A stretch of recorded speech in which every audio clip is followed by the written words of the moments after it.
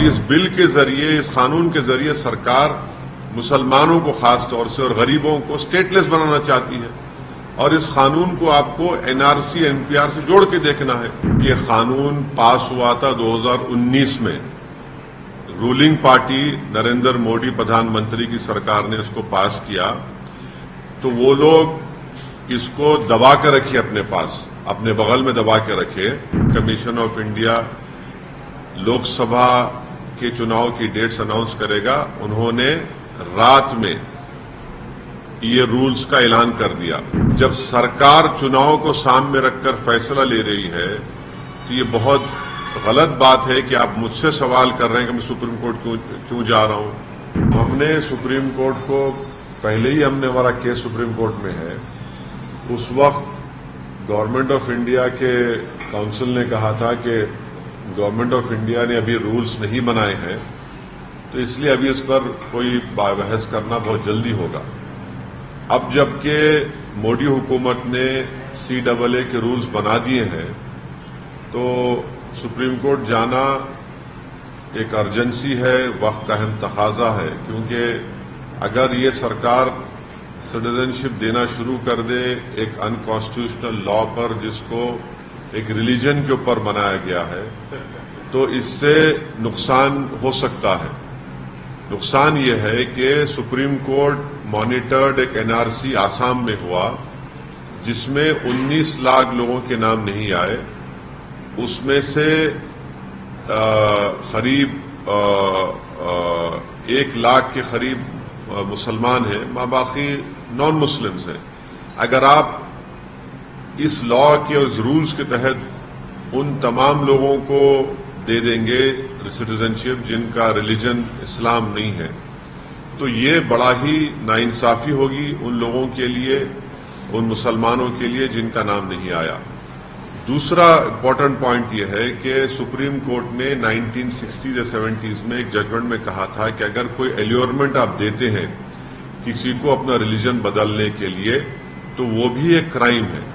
अब ये सरकार ये कह रही है कि अगर आपका रिलीजन इस्लाम है या आप मुसलमान हैं तो आपको सिटीजनशिप नहीं दी जाएगी, अगर आपका रिलीजन इससे हटकर होगा तो हम दे देंगे।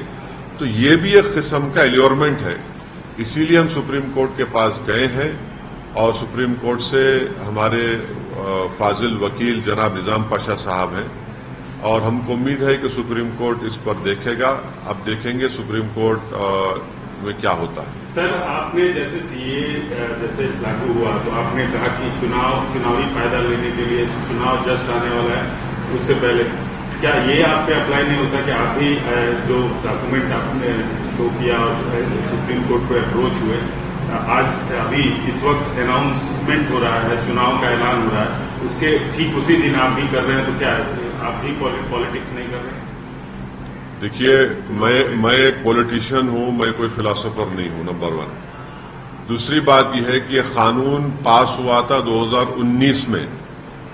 रूलिंग पार्टी नरेंद्र मोदी प्रधानमंत्री की सरकार ने इसको पास किया, तो वो लोग इसको दबा के रखे अपने पास, अपने बगल में दबा के रखे। और जैसे ही उनको मालूम था कि 1 हफ्ते के अंदर election commission of India Lok Sabha के चुनाव की डेट्स अनाउंस करेगा, उन्होंने रात में ये रूल्स का ऐलान कर दिया। जब सरकार चुनाव को सामने रखकर फैसला ले रही है तो ये बहुत गलत बात है कि आप मुझसे सवाल कर रहे हैं कि मैं सुप्रीम कोर्ट क्यों जा रहा हूं। जब कोई रूल्स बनाती है सरकार तो मुझे सुप्रीम कोर्ट जाना पड़ेगा ना। मैंने तो उस कानून को लोकसभा में इस बिल को फाड़ा था, जिसको अनकॉन्स्टिट्यूशनल काला कानून कहा था। और इस बिल के जरिए, इस कानून के जरिए सरकार मुसलमानों को खास तौर से और गरीबों को स्टेटलेस बनाना चाहती है और इस कानून को आपको एनआरसी एनपीआर से जोड़ के देखना है। तो सियासत तो नरेंद्र मोदी कर रहे हैं और इस तरह का कानून बनाकर। हाँ, प्लेटफॉर्म होना चाहिए कि आप सीए के ऊपर जो है आप झूठ फैला रहे हैं, आप राजनीति कर रहे हैं, आप डर पैदा कर रहे हैं। उनका कहना है कि जो आप बात बोल रहे हैं वो प्रोविजन सीए के जो नोटिफिकेशन है, जो गवर्नमेंट का नोटिफिकेशन उसमें नहीं है। उनका आरोप है कि आप जानबूझकर राजनीतिक फायदे मैं एक ही बात कह दी अमित शाह और नरेंद्र मोदी। क्या अमित शाह ने पार्लियामेंट में मेरा नाम लेकर नहीं कहा था कि देश में एनआरसी एनपीआर भी होगा? आपके कई टीवी चैनलों पर अमित शाह ने कहा था कि क्रोनोलॉजी समझिए, एनपीआर एनआरसी होगा। क्या बीजेपी ये कह दे कि आसाम में जो 19 लाख लोगों के नाम सुप्रीम कोर्ट मॉनिटर्ड एनआरसी जो हुआ था, जिसमें 1600 करोड़ रुपए खर्चा किए गए और 50 लोगों ने सुसाइड कर लिया, उसमें हेमंत बिस्व शर्मा जो मुख्यमंत्रियों कह रहे हैं, वो कह चुके हैं कि जो नॉन मुस्लिम है उनको सिटीजनशिप मिल जाएगी। मुसलमान क्या करेगा? वो एक खौफ का माहौल पैदा कर रहे हैं। मैं नहीं कर रहा हूं। पहले तो सिटीजनशिप का कानून आप मजहब की बुनियाद पर क्यों बनाया? आपने बनाया इसको, गलती आपने की। जो राइट टू इक्वालिटी के खिलाफ है भारत के संविधान के, तो वो कर रहे हैं सब चीजें।